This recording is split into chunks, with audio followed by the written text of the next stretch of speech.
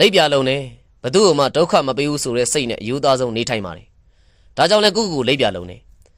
အမြင့်ရောက်ဖို့အတွက်ဘသူ့မှလည်းမချနေခဲ့တယ်လို့တပားသူရဲ့နာကျင်မှုနဲ့လည်းကိုယ့်ရဲ့ပျော်ရွှင်မှုကိုမဖန်တီးခဲ့ဘူးကိုစားမဲ့ထမင်းလုပ်ထဲမှာသူတစ်ပါးရဲ့မျက်ရည်စက်တွေမပဘူးဆိုရင်ကိုကလုံပီတာတယ်မလားမလာကျင်တဲ့သူတွေကိုဘဝတွေကိုအတင်းမခေါ်ခဲ့တယ်လို့မနေကျင်တဲ့သူတွေကိုလည်းမတော်ပါနဲ့လို့တကူတကဆွဲမထားဘူးတကယ်တော့တယောက်တည်းနေရလို့ထီးကြံနေဆိုတာထက်နှစ်ယောက်ရှိရင်အစင်မပြေတာတွေဖြစ်တာလည်းပို့ပြီးနာကျင်ရတယ်မလားအလိညာတွေခံခဲ့ရဘူးတဲ့အသုံးချတွေခံခဲ့ရဘူးတဲ့အထင်မြင်တွေလွဲတာခံခဲ့ရဘူးတဲ့စေတနာတွေစော်ကားခံရဘူးတဲ့မခံမြဲနိုင်လို့တစ်ခါတလေပောက်ကွဲတဲ့ခါကျမခံစားဘူးတဲ့လူတချို့ကပြောတယ်ဘာမဟုတ်တာလေးနဲ့တဲ့ဟုတ်ပါတယ်ဘာမဟုတ်တာလေးတွေပါပဲဘာမဟုတ်တာလေးတွေတကယ်ဟုတ်လာတဲ့ခါမှာတစ်ခါတလေကိုယ်ကပါပြက်ခဲ့ရတယ်တစ်ခါတလေဝေဒနာတွေဖြစ်ခဲ့ရတယ်အတွေ့အကြုံကသင်ပေးခဲ့တဲ့သင်ခန်းစာတွေကြောင့်လည်းကိုနားလည်ခဲ့ပါပြီအပြုံးလှလှလေးတွေကိုလည်းမတက်မတ်တော့သလိုစကားချိုချိုလေးတွေကိုလည်းမယုံတတ်တော့မျက်နှာချင်းဆိုင်အန်ရီတွေထက်နောက်ကျောကဓားတွေကိုပိုသတိထားတယ်အရင်လိုလဲတိတ်အာမနာတတ်တော့မလုပ်နိုင်တာကိုတာဝန်မြူတော့